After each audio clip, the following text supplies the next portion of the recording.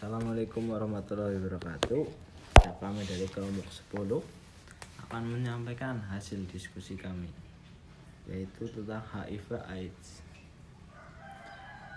Ya, pertama perkenalan dulu anggota kelompok 10. Yang pertama Dwi Fika Rahma Saputri, yang kedua Lin Hanifah Indonesia, yang ketiga Pratiwisna Herawati, yang keempat Handika Imam, dan yang kelima Imam Setiaji. Ya, baik, langsung saja kita mulai presentasi. Pengertian HIV/AIDS. HIV atau Human Immunodeficiency Virus adalah virus atau zat klinik yang sangat kecil yang menyerang sistem kekebalan tubuh manusia dan merusaknya sehingga pada akhirnya dapat bertahan dari gangguan penyakit walaupun sangat ringan sekalipun. HIV merupakan penyebab dasar dari AIDS. AIDS atau Acquired Immunodeficiency Syndrome atau sindrom penurunan kekebalan yang didapatkan adalah kumpulan gejala penyakit yang timbul karena rendahnya daya tahan tubuh. Berikutnya ada cara penurunan HIV/AIDS. Penurunan lewat hubungan seksual. Penurunan HIV secara seksual terjadi ketika ada kontak sekresi cairan vagina atau cairan peresmial seseorang dengan rektum, alat kelamin, atau membran mukosa mulut pasangannya.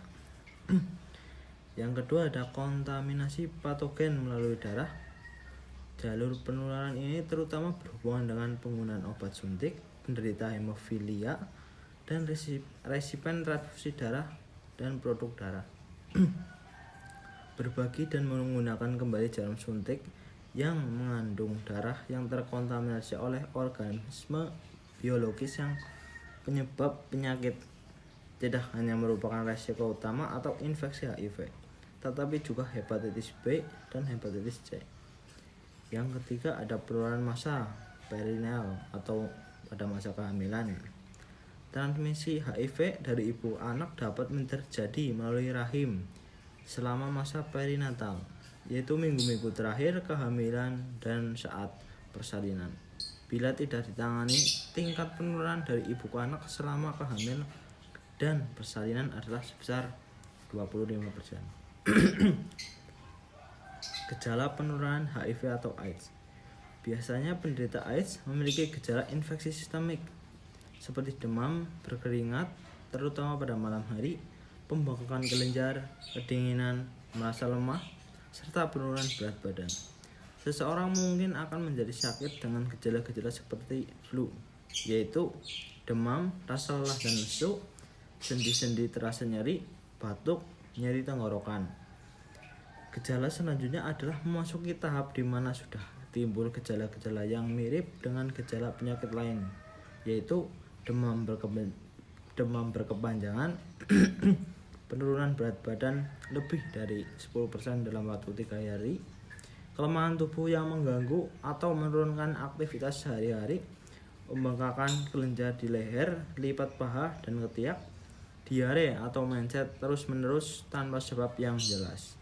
Berikutnya batuk dan sesak nafas lebih dari 1 bulan secara terus-menerus, kulit gatal dan bercak-bercak kebiruan. Gejala penurunan kekebalan tubuh ditandai dengan mudahnya diserang penyakit lain dan disebut infeksi opportunitis. Maksudnya adalah penyakit yang disebabkan baik oleh virus, bakteri, jamur, atau parasit yang juga bisa hidup dalam tubuh kita. Yang bila sistem kekebalan tubuh kita baik, kuman dapat dikendalikan oleh tubuh kita sendiri. Gejala AIDS yang timbul adalah radang paru, radang saluran pencernaan, radang jamur mulut dan kerongkongan, kanker kulit, TBC, gangguan susunan saraf. Berikutnya perjalanan infeksi HIV dalam tubuh manusia. 1. Periode jendela. Virus masuk ke dalam tubuh dan berkembang. Pada tahap ini 3 bulan pertama. Jika tidak melakukan tes, virus belum bisa terdeteksi. tidak ada gejala yang muncul, tetapi virus sudah bisa ditularkan ke orang lain tanpa gejala. Pada tahap ini HIV sudah dapat terdeteksi jika dilakukan tes HIV, tetapi dalam tahap ini belum menunjukkan gejala dan masih tampak sehat, tergantung pada kondisi kesehatan dan daya tahan tubuh. Muncul gejala. Pada tahap ini muncul gejala-gejala seperti demam berkepanjangan, penurunan berat badan, diare yang terus-menerus tanpa sebab, batuk dan sesak nafas lebih dari 1 bulan secara terus-menerus, kulit menjadi gatal dan muncul bercak-bercak kebiruan. Gejala-gejala tersebut menunjukkan sudah ada kerusakan pada sistem kekebalan tubuh manusia. Perilaku tertular HIV. Perilaku yang beresiko tinggi tertular HIV yaitu wanita dan laki-laki yang berganti-ganti pasangan dalam hubungan seksual. 2. Wanita dan pria tuna susila serta pelanggan mereka. Berikutnya ada orang-orang yang melakukan hubungan seksual yang tidak wajar seperti hubungan melalui seks, melalui dubur dan mulut, misalnya pada homoseksual dan biseksual. Kemudian menggunakan narkotika dengan suntikan yang menggunakan jarum suntik secara bersama-sama. Berikutnya penyalahgunaan narkotika dengan perilaku lainnya. Yang kedua, perilaku yang tidak beresiko tertular HIV. HIV ini sebenarnya mudah mati di luar tubuh manusia. Oleh sebab itu, HIV tidak dapat ditularkan melalui kontak sosial sehari-hari seperti bersentuhan dengan pengidap HIV, pejabat tangan, penderita AIDS bersin atau batuk-batuk di depan kita, menggunakan kolam renang yang sama, menggunakan WC yang sama, melalui gigitan nyamuk atau serangga lainnya.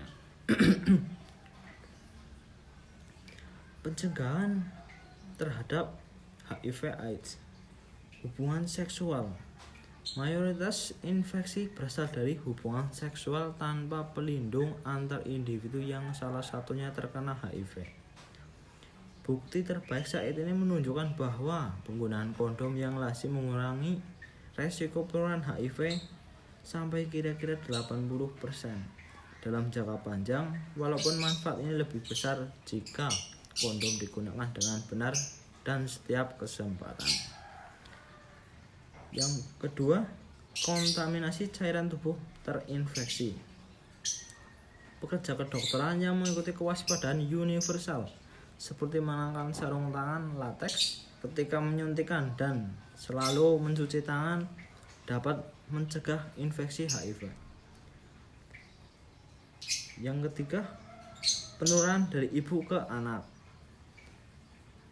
Penelitian menunjukkan bahwa obat antiretrovirus, bedah sesar, dan pemberian makan formula mengurangi peluang penularan HIV dari ibu ke anak.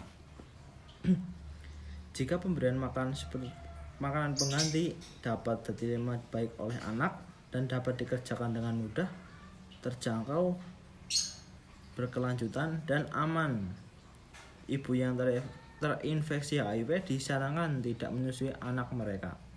Namun, jika hal-hal tersebut tidak terpenuhi, pemberian ASI eksklusif disarankan selama bulan-bulan pertama dan selanjutnya dihentikan sesegera mungkin.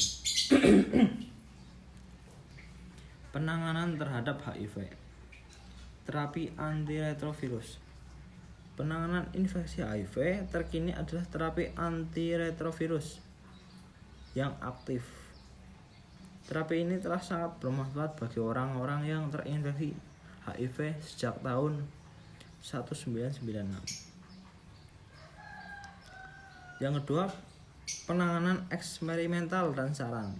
Terdapat pendapat bahwa hanya vaksinlah yang sesuai untuk menahan epidemik global karena biaya vaksin lebih murah dan biaya penggunaan obat lainnya.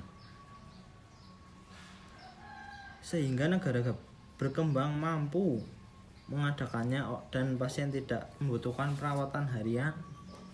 Pasien yang mengalami penekanan daya tahan tubuh yang besar juga disarankan mendapatkan terapi pencegahan atau profilaktik untuk pneumonia pneumosis. Demikian juga untuk pasien toksoplasmosis dan Cryptococcus meningitis yang akan banyak pula mendapatkan manfaat dari terapi profilaktik tersebut. Yang ketiga, pengobatan alternatif. Penyelidikan terakhir menunjukkan bahwa pengobatan alternatif memiliki hanya sedikit efek terhadap mortalitas dan morbiditas penyakit ini, namun dapat meningkatkan kualitas hidup individu yang mengidap penyakit AIDS. Demikian presentasi yang bisa saya sampaikan. Jika ada salah-salah kata saya mohon maaf. Wabillahi taufiq wal hidayah. Wassalamualaikum warahmatullahi wabarakatuh.